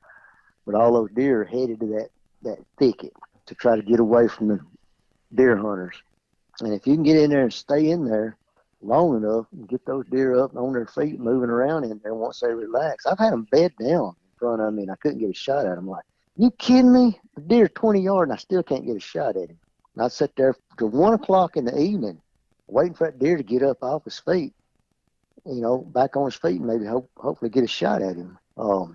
I shot a pretty decent 8-point on the Army Corps of Engineer land doing that on that archery hunting only property. If you know where that's at, it gets hammered big time early season. But once gun season starts, pretty much the bow hunters are out of there and you can go down there. It's one of those places you can just drive to. It's paved highway all the way up through there. You just get out and park. And those deer, back then, I ain't hunted it in a long time, but all the deer hunters would want to get out of their car and go just as far in the woods as they could possibly go. Well, the deer learn real quick. If I stay up close to the road where it's thick, then they won't bother me because nobody wants to hunt right next to the road. And it being an entire area, bow hunting only, I literally sat right as close to the road as I could, within view of the road. And I could hear the hooves of the deer when they cross the road come on my side. And when they come in, I'd shoot them. And they wouldn't venture very far from the road because that's where the thick cover was and that's where the hunters didn't bother them. It don't take long for deer to realize where the hunters are not. I think hunters have a strong tendency to be more predictable. I mean, they'll walk in and out. I think they're getting better. Maybe some hunters are, but some hunters are just, I hate to use the word lazy, but some hunters will want to go out there and set up where they can see a long ways. And maybe they don't have the time to put in the effort it takes to locate deer and scout. But the more trails you walk, the more rubs you look at, the more scrapes you pay attention to, the more times you jump deer out of bedding area, the more times you do this, the better you'll get at it. And that's the best advice I can give anybody is get out there and walk the trails. Try to follow a deer track. Pick a track and see how far you can follow it through the woods. Believe it or not, you can follow deer walking through the woods, even the dry, crunchy leaves when it ain't rain. Sometimes you can follow that deer a pretty good ways just by following his tracks or her tracks, whatever. Just try it. Pay attention, slow down. One guy we went scouting on his property and looking for a buck, and he showed me this spot he hunted, and he said, "What do you think about it?" I said, "I'd never hunt here." He said, "Why? There's scrapes and rubs everywhere." I said, "Well, it's wide open timber. It's nighttime activity. Let's find where the buck's bed." And we literally walked almost a mile from there, and we located the buck's bed, and it was inside the edge, just inside the edge of about a 3-acre clear cut that was still on their property, and it looked like a pretty easy place to kill this deer. To me, it did, especially with a rifle. I thought, man, this is a perfect setup. Well, he never killed the deer, unfortunately, but backtracking that deer and showing him where that deer bedded versus where that deer was leaving there was a lot of deer leaving a lot of sign back there, but backtracking that deer and following that rub line, and the rubs were as big around as your forearm going all the way back to this deer's bed area. And once we got to that deer's bed area, seeing the sign right there and how fresh it was and how much he used that corner, that little clear cut, he's like, I asked him, I said, "Did you learn anything?" He said, "The first thing I learned is I walk too fast through the woods. I need to slow down and I need to pay attention to detail because I never see this stuff. It blowed his mind how much sign he was overlooking and not paying attention to, if that makes sense." Mm-hmm. One thing I'm kind of wondering about, we've been talking a lot about trails. So when it comes to deer trails, are you ever trying to hunt maybe like a more faint trail, like thinking that the bucks are probably using that rather than the big worn out trail that all the deer are using? Almost always the buck deer are using the less traveled trails, in my opinion. I mean, if you're on one of them trails, you see those trails that run the side of a ridge, and you follow that trail for 500 yards, from point A to point B, and it's usually in open timber. You might find a little bitty patch of thick cover, like we went scouting at Oak Mountain. Mm-hmm. That's a long ridge, and we start down there, and that trail is just beat down. There's one at the top and one at the bottom, and they parallel. Each time you got those little bitty patches that we come to, there was some doe bedding in there. I don't think we found a buck bed in that area. If it was a young buck. That's not what I look for in any of that.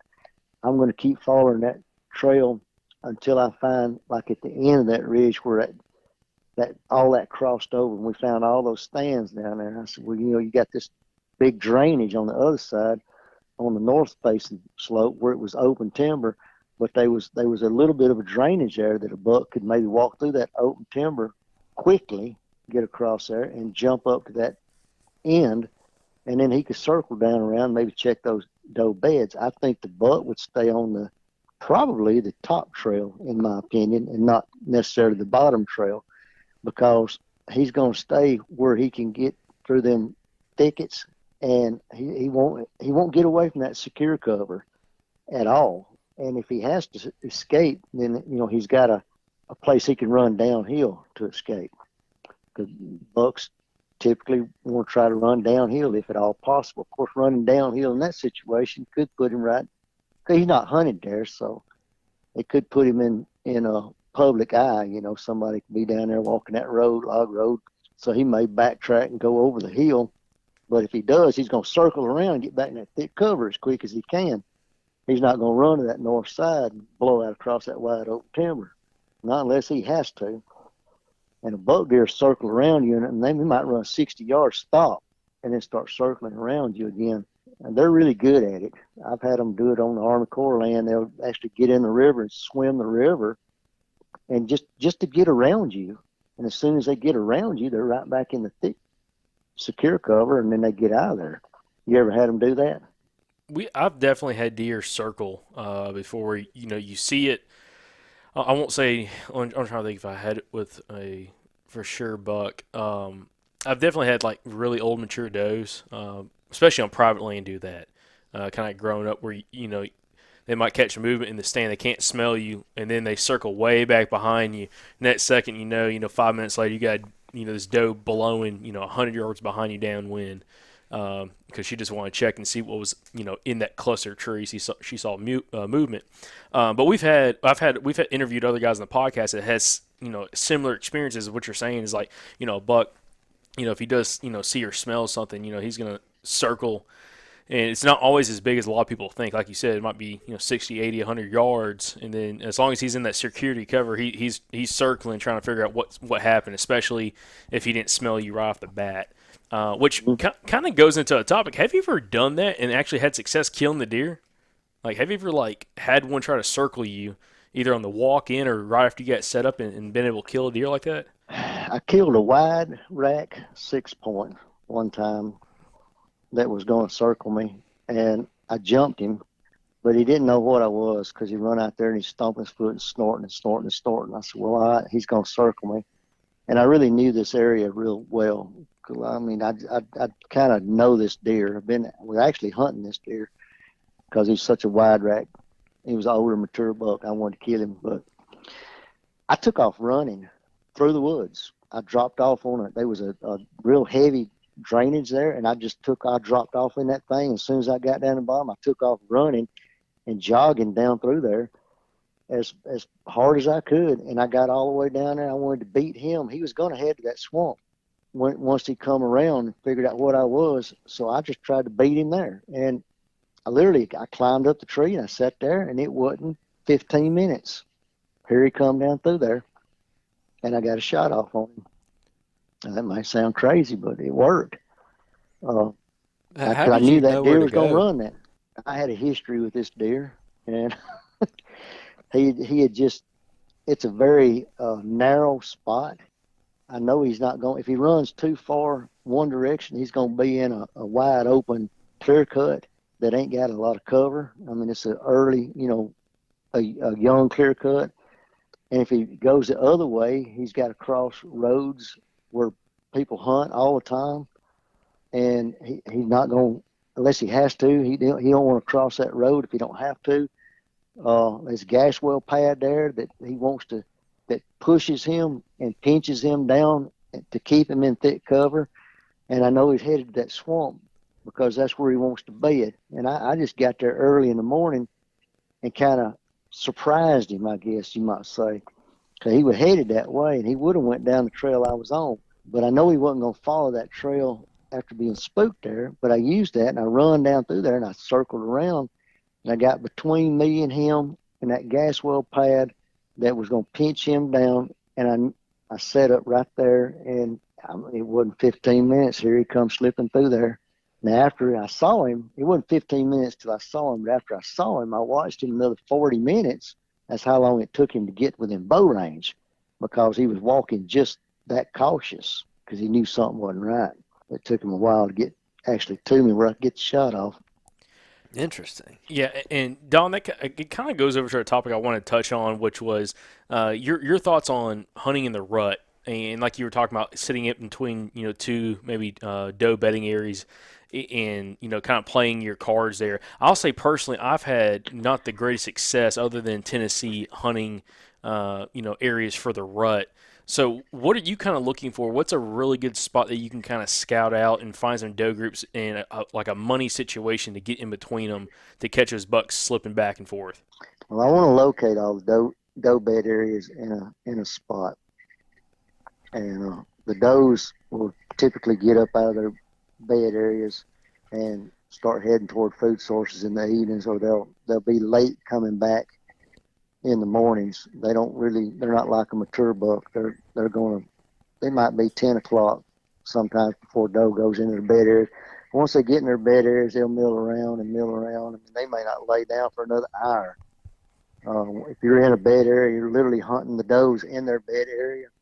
You got to sit still. You just can't move. You got to be perfectly still in that tree stand, because that old mature doe, she'll spot you up there in that tree in a heartbeat. Once they get in their bed area, they know it like the back of their hand, and anything out of place they'll recognize. But them bucks will come into that bed area almost like I've said before, they'll follow the rub lines up to the bed areas and try to figure out which trails they'll go in and out of them bed areas and circle around the bed area. Or sometimes they'll cut right through it. I've seen buck trails that go literally right through the bed area, up to almost within 20 feet of where the does are laying. Get them up, chase them. I'm sitting there one morning in a doe bed area. I've got 6 does milling around all over me. I look around behind me, I hear a twig break, and it's a pretty wide rack 8-point slipping up.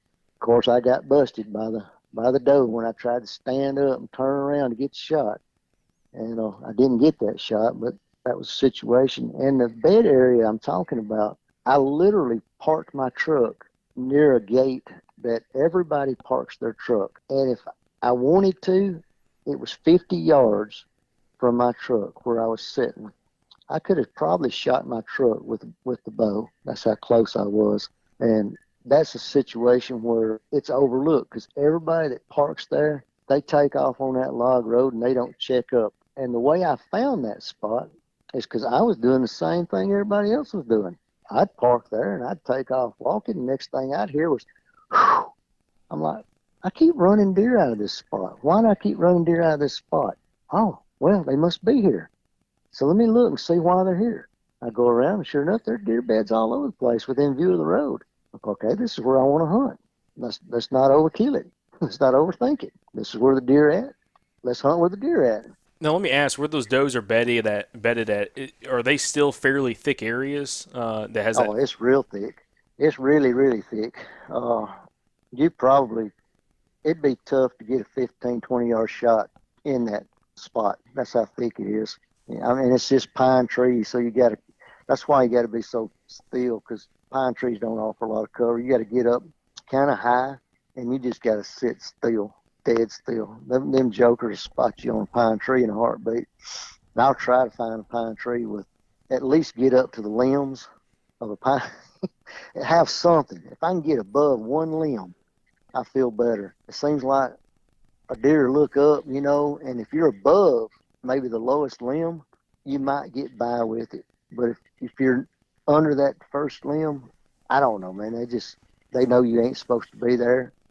I don't know what's going on in a deer's mind, but if there's a limb, I'm gonna try to get at least the bottom platform of my stand, at least up to that limb, if I can. So that's what I'm looking for when I try to, and I want as much back cover as I can. And I prefer having a little tree or something in front of me, just to kind of help break up my outline on a pine tree, because I hate climbing pine trees and hunting out of them, but sometimes, you got to put yourself where the deer are, and that's all available. So it's either that or hunt on the ground. If you hunt on the ground there, you ain't going to see a deer. It's too thick. I want to run a situation past you, Don. This is something I found about 2 weekends ago. I was scouting a piece of public, and it's an area I had hunted quite a bit back in 2014, but the pines got too thick in the area I was hunting. It was a cutover with a couple drainages coming up into it, and I stopped hunting it because it got too hard to hike back to the drainages just from the road. It got just too thick, and it was just terrible.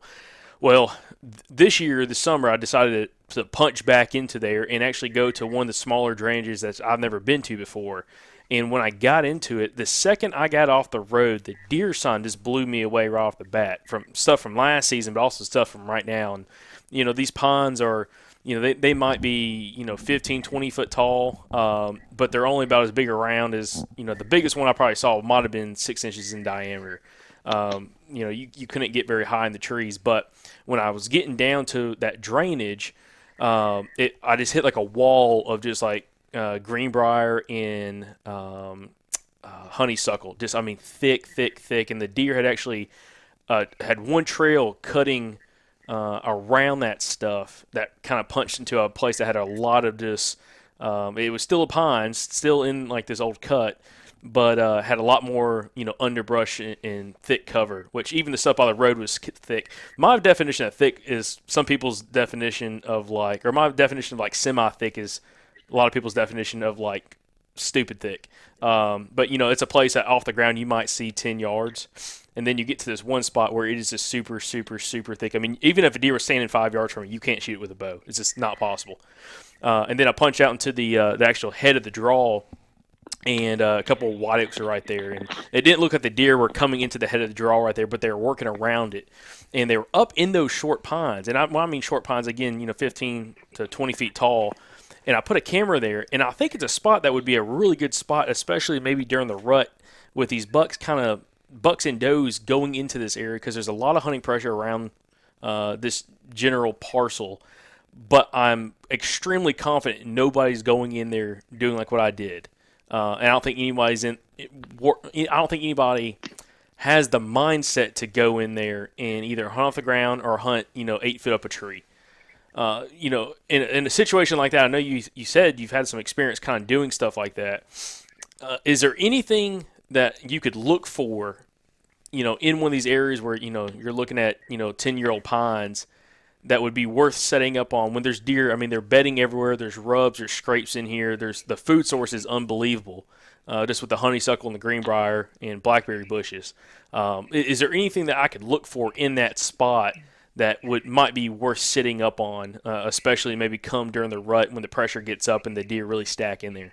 Wow, you just you described a lot of the places in Alabama where a deer could, you're looking in an area like that and you say, well, a deer could really just bed anywhere, I mean, there's no rhyme or reason. I mean, a deer can lay down here or he can lay down over there because it's just as thick here as it is over there.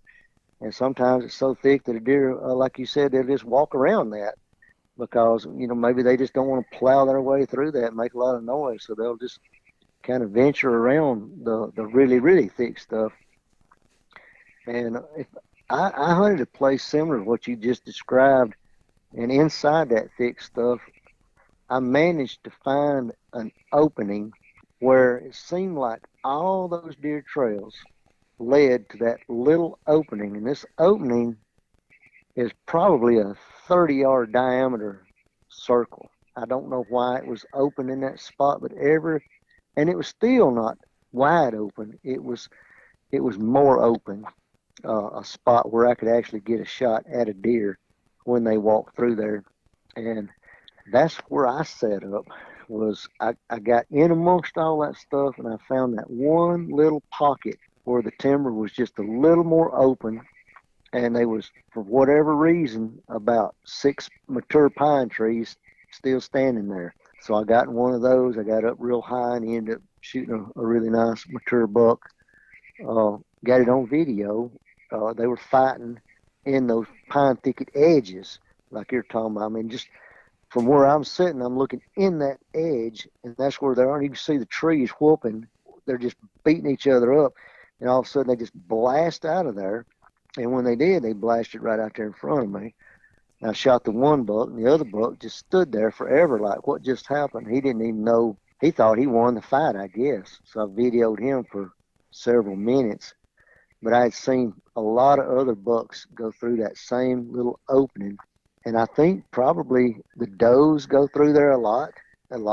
All those trails crisscrossed right in that one little spot. So that was the spot I wanted to get. I figured the bucks are coming in there looking for does, and they're going to hit that opening as well eventually. I killed 2. It was kind of a messed up rack buck. You could see he's got like one side messed up, but the other side's pretty decent. He's wide rack, a really heavy set mature buck. You can tell that in the video. But I killed another buck in that same place. It's so thick in there. I seen horns. I thought it was a different buck, and as soon as I got one little shooting lane, I took the shot, and it ended up being a smaller buck, kind of a tight rack 8-point. I swear that buck looked bigger than when I looked at it, I thought it was bigger than it was. And that's not the first time I've shot the wrong buck. One time I was hunting a pretty wide rack, heavy 8-point buck, and I had been watching him chase does all over this ridge, back and forth, grunting like crazy. And finally, he run out of sight. And I'm looking that way, thinking, well, if he comes back this direction, I want to see him, because it's pretty thick in there, but not as thick as what you're talking about. And I heard a twig break. I look around, I catch antlers right behind me. I'm like, oh, man, I got to turn around and get the shot off quick. And he turns his head, and he's got his head up in a bush, and he's, making a scrape right there. So when I swing around, I swung around, draw back, and I got the video camera. I try to record, hit the record button on it, and I shoot. And as soon as I shot, the very instant I let the arrow go, I thought to myself, that's not him. But my mind was already in let the arrow go now mode, and I couldn't stop myself. The arrow let go, and he run 40 yards down there, crash, he's dead. I go down there and look at him. I go, uh-oh, that's not him. But he was a decent buck. He's a really nice rack 8-point just outside the ears. Pretty high rack. He's pretty buck. I was proud of him, but he was probably only a 2.5-year-old deer.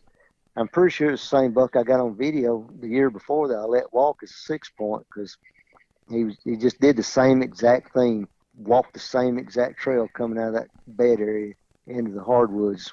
The hardwoods is, when I say hardwoods, it's not open hardwoods. There's a lot of small brush mixed all around in there at ground level. So I stay in the thick stuff.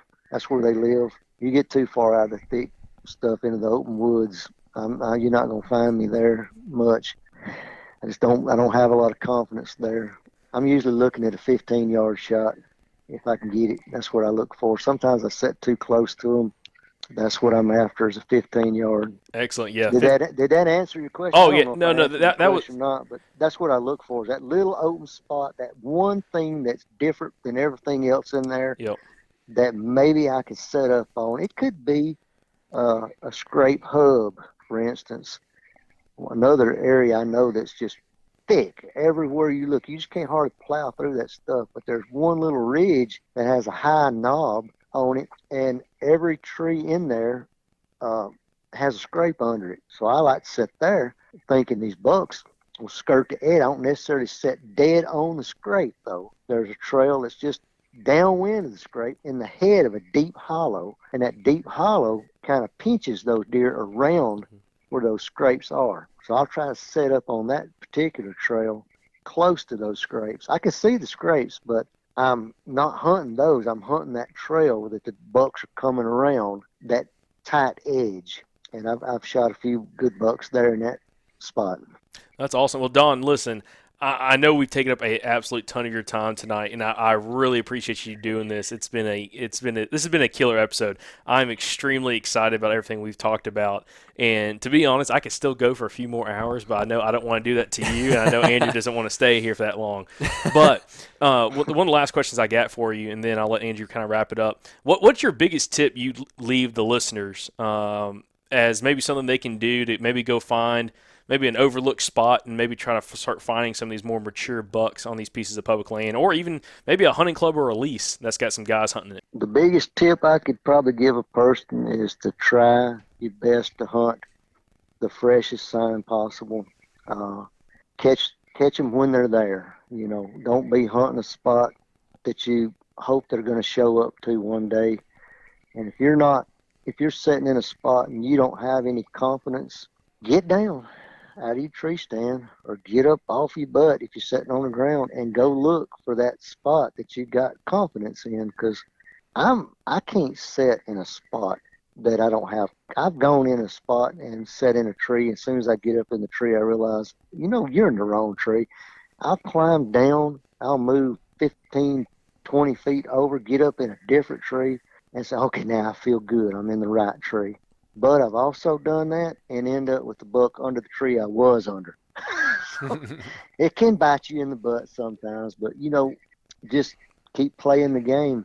Don't give up and hunt the freshest sign you can find, whether it be hot acorn tree. And a lot of people don't know. I don't know if they know it or not, but A lot of times in these pine thickets, I think it's an overlooked food source that people don't pay enough attention to you, and that's mushrooms. It seems like you get a drizzle rain, and these little, I call them red tip mushrooms. I don't have any idea what the names of them are, but those things just sprout up overnight after a drizzle rain, and I'll go and I'll key in on those mushrooms, and a lot of deer come in through there milling around and feeding on those mushrooms. You see them little circles all over the place where they shove their nose down in there and bite the mushrooms off.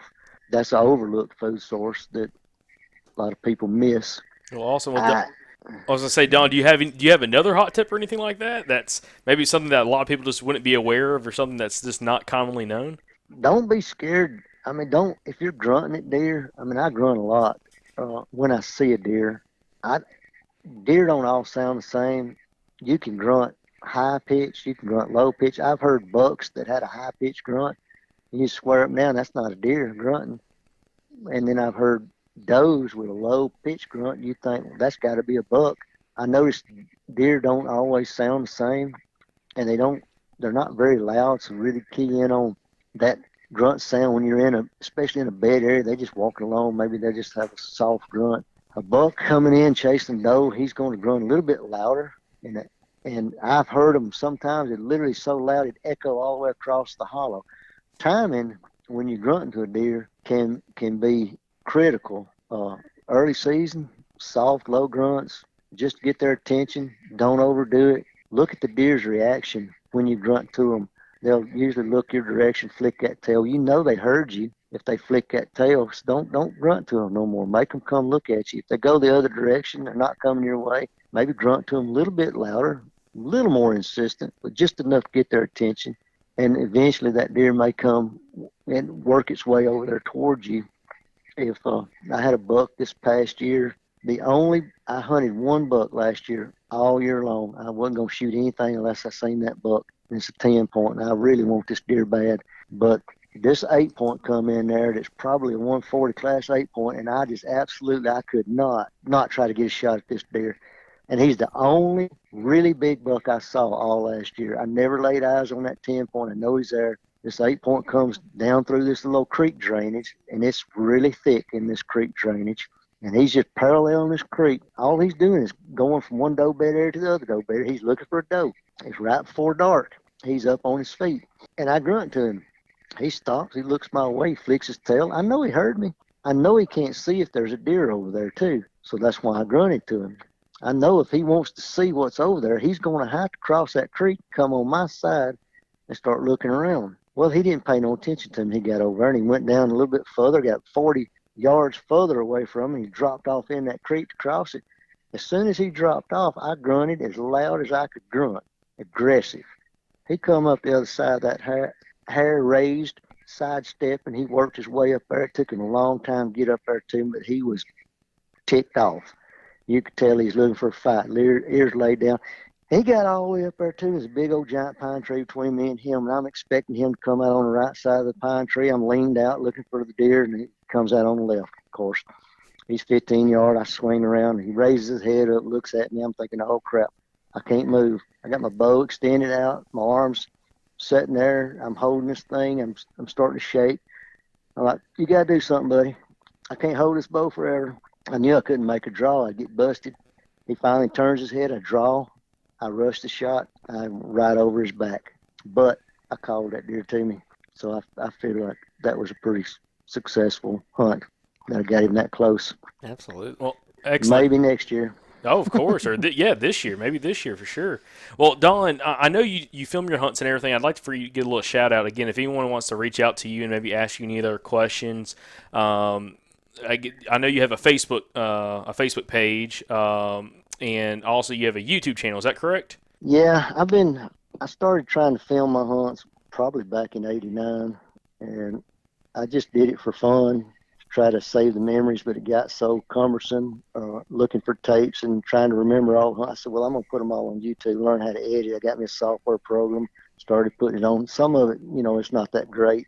You might see stuff in there that's repetitious, some of the older films that I put on there because I'm still trying to figure out how to learn to do this stuff. I realized at first, people don't want to watch 40-minute hunting films, so I started breaking those things down into 15 minutes or less, or even now I'm getting even trying to stay under 10 minutes with each hunt.